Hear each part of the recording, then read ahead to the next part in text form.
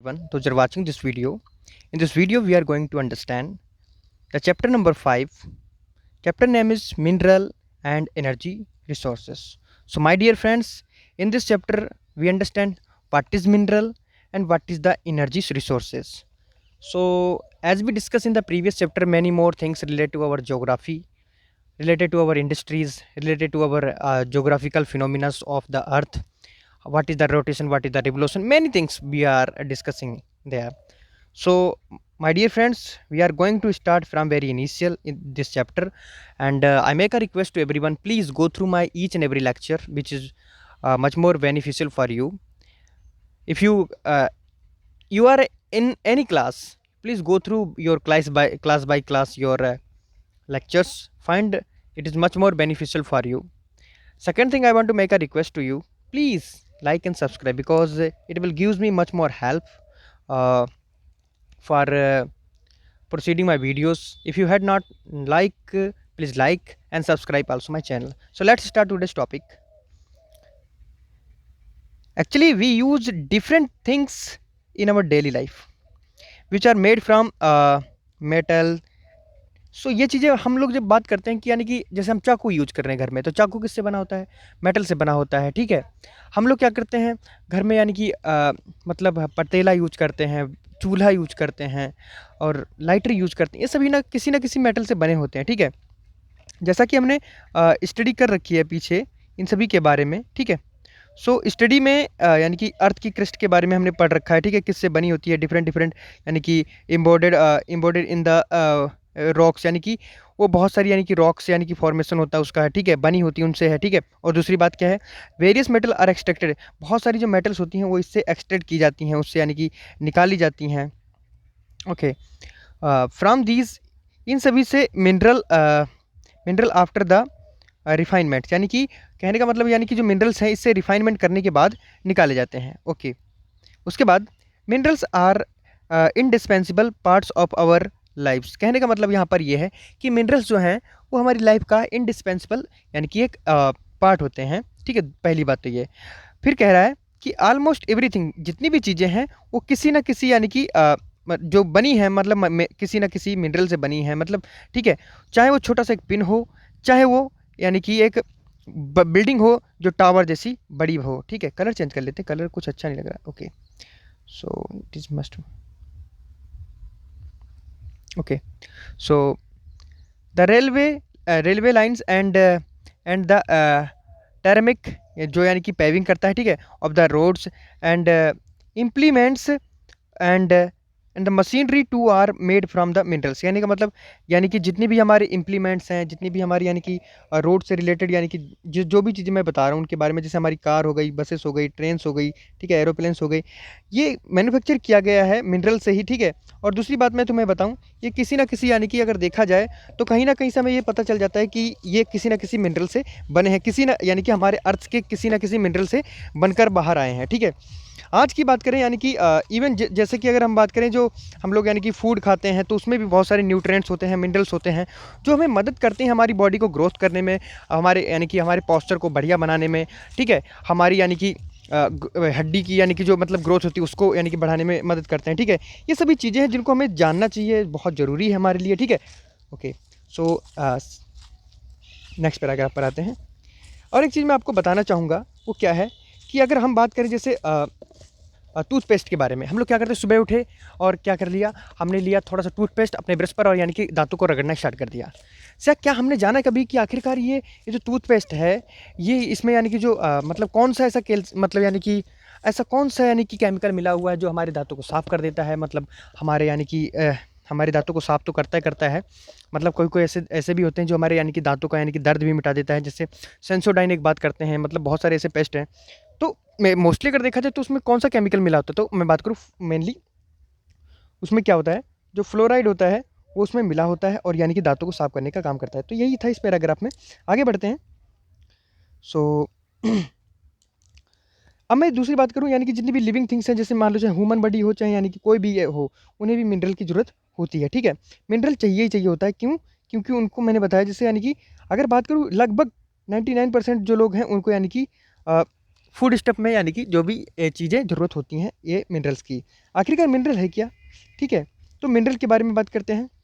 जितने भी हमारे जियोलॉजिस्ट हैं वो डिफाइन करते हैं मिनरल एज ए होमोजीनियस यानी कि Nutra neutrally occurring substance with the definable internal structure. कहने का मतलब ऐसा यानी कि एक ऐसा यानी कि होमोजीनियस जो होमोजीनियस पदार्थ या होमोजीनियस ऐसी भी कोई थिंग्स जो यानी कि नेचुरली निकलती है, ठीक है, जिसका स्ट्रक्चर अगर देखा जाए तो क्या है वो डिफाइनेबल है। दूसरी बात, जो मिनरल हैं, ठीक है, उनको फाउंड किया जाता है इन वेरी यानी कि बहुत सारी वेरिड फॉर्म में, यानी कि अगर देखा जाए बहुत सारी फॉर्म्स हैं नेचर के अंतर्गत जिसमें वो मिलता है। दूसरी बात, रेंजिंग फ्रॉम हार्डेस्ट यानी कि डायमंड से यानी कि सॉफ्ट यानी कि अगर बात करें तो टाल्क तक यानी कि वो पाया जाता है।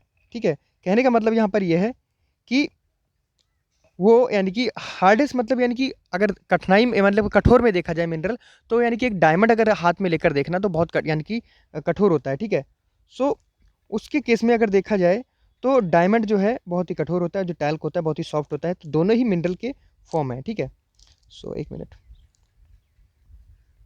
चलिए, जैसा कि हम लोग जानते हैं पहले से ही कि यानी कि रॉक के बारे में, ठीक है, और रॉक के कॉम्बिनेशन के बारे में कि कहाँ होमोजेनियस सब्सटेंसेस हैं, ठीक है, जिनको हम लोग मिनरल कहते हैं। जो कुछ रॉक ऐसी हैं, फॉर यानी कि इंस्टेंस अगर देखा जाए limestone consist of the single mineral only. तो कहने का मतलब यानी कि कुछ रॉक ऐसी होती हैं जो खाली एक ही मिनरल से बनी होती हैं, कुछ ऐसी होती हैं जो बहुत सारे डिफरेंट यानी कि मिनरल से बनी होती हैं। ठीक है, ये यानी कि उनको यानी कि उनका जो मिनरल्स होते हैं उनमें यानी कि देखा जाए तो वेरिएशन देखने को मिलता है, उनके प्रोपोर्शन यानी कि किस तरीके से मिला होता है, कंपोजिशन कैसा है। ठीक है, ऑल्दो यद्यपि हम लोग बात करें ओवर यानी कि 2000 मिनरल्स, जितने भी यानी कि 2000 मिनरल्स हैं, हैव बीन आइडेंटिफाइड, उनको यानी कि आइडेंटिफाइड किया गया। Only a few abundantly found in the most of the rocks, यानी कि कहा जाए तो लगभग यानी कि 2000 मिनरल्स तक यानी कि हमारी धरती पर पाए गए हैं। ठीक है, लेकिन उनमें से कुछ यानी कि अगर मतलब क्वांटिटी के हिसाब से देखा जाए तो कुछ की ही यानी क्वांटिटी को हम सही से बता सकते हैं। ठीक है, so a particular mineral that will be formed from the contain combination of the elements depends upon the physical and the chemical conditions under which the material forms।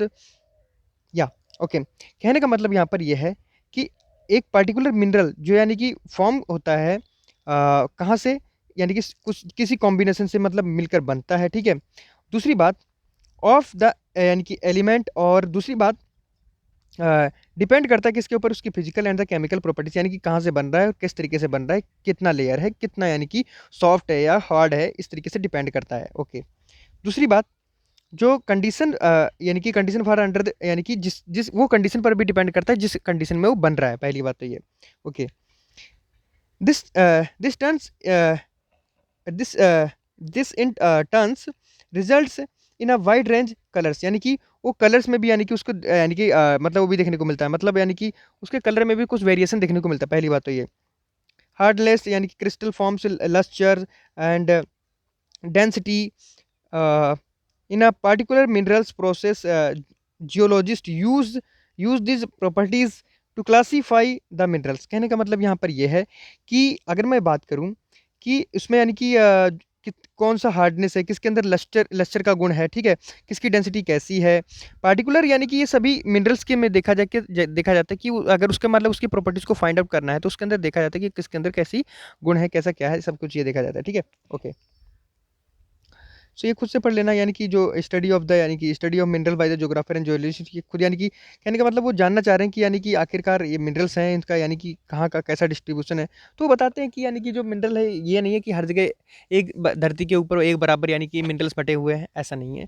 कहीं पर यानी कि ज़्यादा यानी कि डेंसिटी है तो कहीं पर यानी कि मतलब यानी कि एक स्पार्स देखने को मिलता है। ठीक है, बात करेंगे आगे, एक मिनट।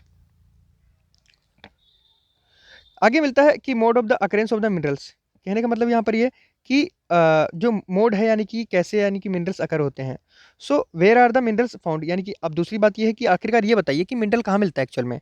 सो उनके बारे में पढ़ेंगे। तो मिनरल अगर देखा जाए यूजुअली फाउंड इन ओर्स, जो यानी कि उनके अयस्क होते हैं उसमें पाए जाते हैं। ठीक है, और the the term ore is used to describe an accumulation of any mineral mixed with other elements. कहने का मतलब यहाँ पर ये जो मिनरल्स हैं उनको यूजुअली अगर देखा जाए तो ओर्स में पाए जाते हैं, पहली बात तो ये है। और जो टर्म है यानी कि जो जो यानी कि टर्म जो और है वो यूज की गई थी टू डिस्क्राइब करने के लिए कि कितना अकुमुलेशन मतलब कितना मिलकर बना है any minerals mixed with other यानी कि एलिमेंट्स, यानी कि कोई मिनरल यानी कि कितने एलिमेंट से मिलकर बना है और उसमें कितने एलिमेंट्स मिलकर बने हैं, दैट इज अकुमुलेशन, राइट। सो ये सभी चीज़ों के बारे में हम लोग जानना चाहते हैं, ठीक है। दूसरी बात, द मिनरल्स यानी कि जो the mineral contents of the yeah of the ore must be wait for a second, yeah, must be sufficient concentration to make the extractions commercially viable, यानी कि किसी भी चीज़ किसी भी यानी कि मिनरल या किसी भी यानी कि हम लोग रॉक के बारे में या किसी भी यानी कि किसी पर्टिकुलर यानी कि सब्सटेंसेस के बारे में बात कर रहे हैं तो वो ये देखना पड़ेगा आखिरकार उसका कॉन्सेंट्रेशन कैसा है, कहाँ से एक्सट्रैक्ट किया गया है, कंडीशन उसकी कैसी है, कॉमर्शियली तरीके से वो कितना यानी कि मतलब वाणिज्य क्षेत्र में कितना यानी कि उसका बोलबाला है। सपोज करो डायमंड, तो जिससे यानी कि जिस मिनरल से वो मिलकर बना है तो उसकी ज़्यादा यानी कि डिमांड होगी, और बात करो यानी कि ग्रेफाइट की उतनी कहाँ डिमांड है उसकी। तो ये सभी चीज़ें देखने को पड़ती हैं, ठीक है। ओके, सो दूसरी बात है यहाँ पर है कि the type of the formation of the structure in which they are found determines the relative case with the each minerals ores may be mined. और दूसरी बात यह है this also determines the cost of the extraction. कहने का मतलब यहाँ पर यह है कि कहाँ से किस कॉस्ट से एक्सट्रैक्ट किए गए हैं उसके बारे में भी यानी कि जानना जरूरी है। और दूसरी बात ये है it is therefore important for us, ये हमारे लिए इम्पोर्टेंट हो जाता है जानने के लिए कि मेन टाइप ऑफ द यानी कि फॉर्मेशन इन विच मिनरल अकर्स, यानी कि कहाँ से इसका फॉर्मेशन है जहाँ पर ये मिनरल्स मिल रहे हैं, ठीक है। पहली बात तो ये। दूसरी बात मैं करता हूँ कि पहला कंडीशन है यानी कि mineral generally occur in this forms है, तो जहाँ पर यानी कि मिनरल अकर होते हैं तो उसके बारे में हमें जानना है। तो पहली कंडीशन क्या है कि इन igneous and the metamorphic rock minerals में occur in the crack crevice faults और द जॉइंट्स। कहने का मतलब यहाँ पर यह है कि अधिकतर देखने को ये मिलता है जो यानी कि हमारे मिनरल्स हैं वो यानी कि इग्नियस रॉक में और मेटामॉर्फिक रॉक में ज़्यादा देखने को मिलते हैं, वहाँ पर अकर होते हैं, ठीक है। पहली बात तो ये। दूसरी बात, जहाँ पर हमें यानी कि क्रेसिव एंड द फोल्ड्स यानी कि जॉइंट्स जहाँ देखने को मिलते हैं वहाँ पर मिलते हैं, पहली बात। दूसरी बात ये, the smaller occurrence are called veins, जो जहाँ पर यानी कि इस कम मात्रा में मिलता है वहाँ पर क्या बोलते हैं, यानी जहाँ पर कम उसकी वरीयता होती है मिलने की है उसे बोलते हैं वीन्स। एंड यानी कि जहाँ लार्जर क्वांटिटी में मिलता है यानी कि उसे बोलते हैं लोड्स, ठीक है। सो दूसरा है इन द मोस्ट केसेस, अगर यानी कि ज़्यादा से ज़्यादा केसेस में देखा जाए they are formed when the minerals in the liquid molten and the gaseous forms are formed upward through the यानी कि cavities towards the earth surface, they cool and the solidify as they rise. कहने का मतलब कि minerals जितने भी यानी कि जितनी हमारी नीचे सतह पर रहेंगे उतना यानी कि सॉलिडिफाई नहीं हो पाएंगे, जैसे ऊपर बढ़ेंगे तो क्या हो जाएगा मतलब हीट कम पड़ेगी और यानी कि उनका क्या हो जाएगा अकुमुलेशन, यानी कि अकुमुलेशन होगा। और दूसरी बात यानी कि सॉलिडिफाई होंगे, ठंड मिलेगी तो यानी कि सॉलिड फॉर्म में वो आ जाएंगे, ठीक है। मेजर मेटेलिक मिनरल्स लाइक अगर देखा जाए मेटेलिक मिनरल्स में अगर देखा जाए तो अधिकतर यानी कि हम किसकी बात करते हैं, टिन की बात करते हैं, कॉपर की बात करते हैं, जिंक की बात करते हैं, लेड की बात करते हैं, और भी चीज़ें हैं जिनके बारे में हम बात करते हैं। ये कहाँ से यानी कि ऑब्टेन किए जाते हैं, तो वीन्स एंड द लोड से यानी कि ऑब्टेन किए जाते हैं। चलिए इनके बारे में और अच्छे से बात करते हैं।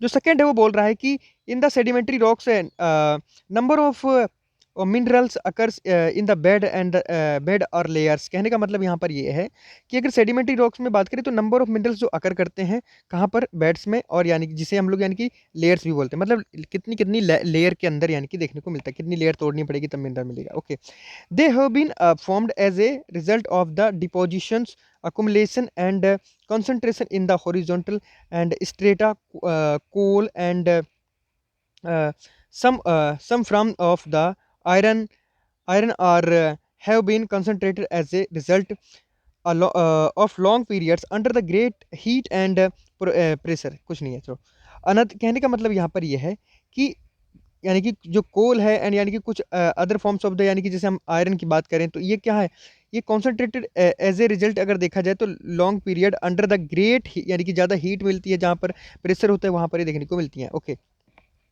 अनदर ग्रुप है सेडिमेंट्री, यानी कि मिनरल्स का, जो इंक्लूड करती है जिप्सम को, पोटेस को, साल्ट को एंड द सोडियम साल्ट को, ठीक है। ये सब वहाँ पर एग्जिस्ट करते हैं। These these are formed as a result of evaporation specially in arid regions. कहने का मतलब यहाँ पर ये है, ये सभी अगर बात करूँ मैं इनके बारे में, ये फॉर्म्ड होते हैं या मतलब मिलते हैं एज ए रिजल्ट अगर देखा जाए तो इवापोरेशन होने के कारण मिलते हैं, ठीक है।